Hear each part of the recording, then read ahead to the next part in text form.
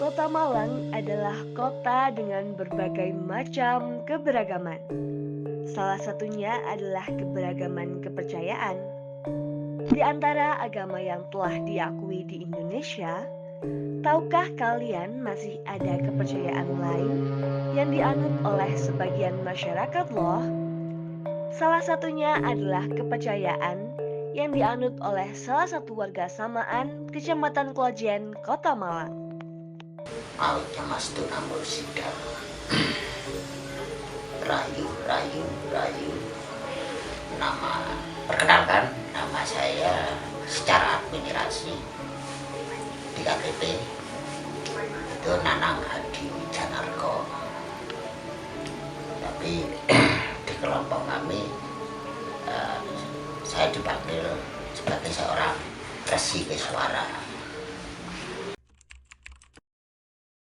Kepercayaan yang saya anut, kasunyatan, aliran kasunyatan. Kasunyatan itu kenyataan, apapun yang nyata itu saya yakini. Matahari itu saya yakin ada matahari, bulan itu saya yakin ada bulan. Aliran kasunyatan itu dasarnya juga kenyataan. Jadi ajaran leluhur di tanah Jawa dulu, di peradaban Kawi itu mengajarkan tentang kenyataan. Meskipun kita memahami tentang Siwa Wisnu Brahma, kalau dipahami sebagai dewa, dewa dengan Batara itu berbeda. Kalau Batara itu rumusan, kalau bicara tentang Batara Surya itu rumusan tentang matahari. Kalau dewa Surya, bendanya matahari atau inti matahari. Dari proses pencarian sendiri, dari proses perjalanan sendiri, perenungan, melakukan meditasi di gunung-gunung, di pantai, hutan, di air terjun. Awal mula ingin mencari jati diri, siapa aku. Tapi dalam perjalanan waktu akhirnya lebih terbuka lagi menghadapi kenyataan hidup. Ternyata tidak sama dengan yang dirumuskan selama ini.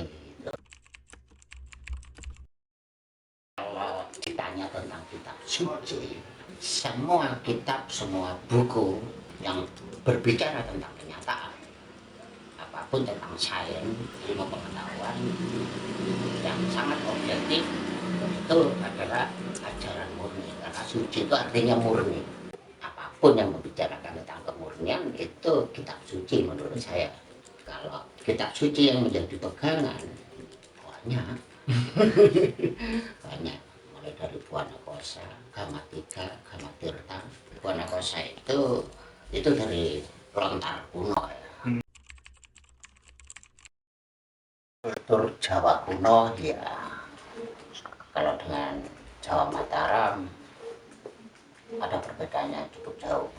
Jawa kuno itu berawal dari peradaban Kawi, makanya muncul bahasa Kawi.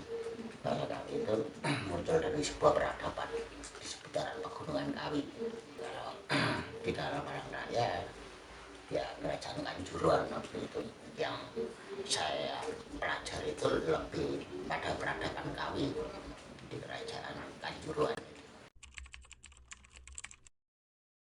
Ibadah secara umum kita melakukan meditasi itu lebih sering di tempat-tempat terbuka, di daerah pegunungan, di hutan, jadi lebih ke tempat-tempat terbuka.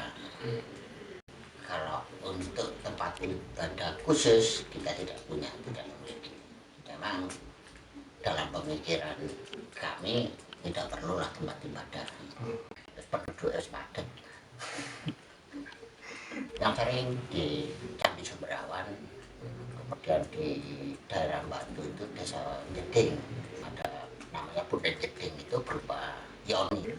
Yoni itu berbentuk kubus, tapi karena yoni-yoni zaman dulu banyak yang terpendam sehingga hanya terlihat bentuk bujur sangkarnya.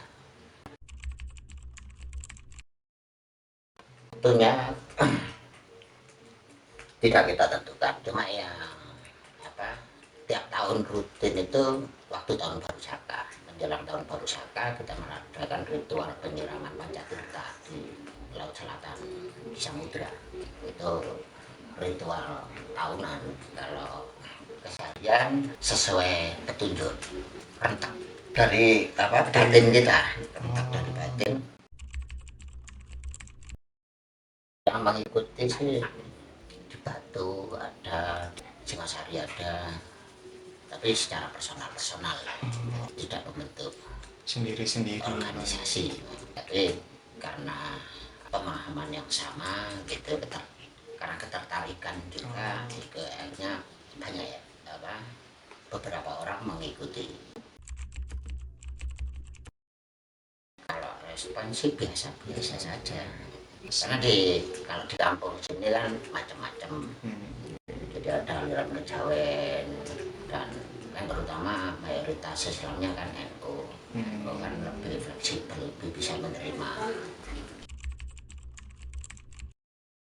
Kalau menurut saya sendiri, saya tidak butuh pengakuan, karena proses spiritual itu sangat personal. Jadi ya nggak perlulah diakui apa enggak. Menurut saya pribadi nggak ada masalah sih. Itu kan administrasi negara. Negara ini administrasinya sudah salah mulai awal. Mendirikan negara Indonesia ini seharusnya menyadari bahwa sebelum merdeka itu penduduk Indonesia ini bermacam ragam kepercayaan. Jadi nggak bisa hanya diambil 5 atau 6 agama saja. Ketika menjadi sebuah negara tidak ada kesepakatan bersama gitu loh. Seluruh suku di Indonesia tidak diajak berbicara bersama gitu loh.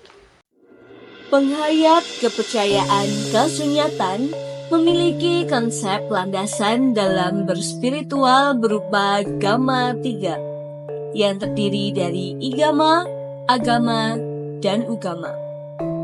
Igama yaitu menganggap semua makhluk memiliki jiwa yang harus dihargai keberadaannya.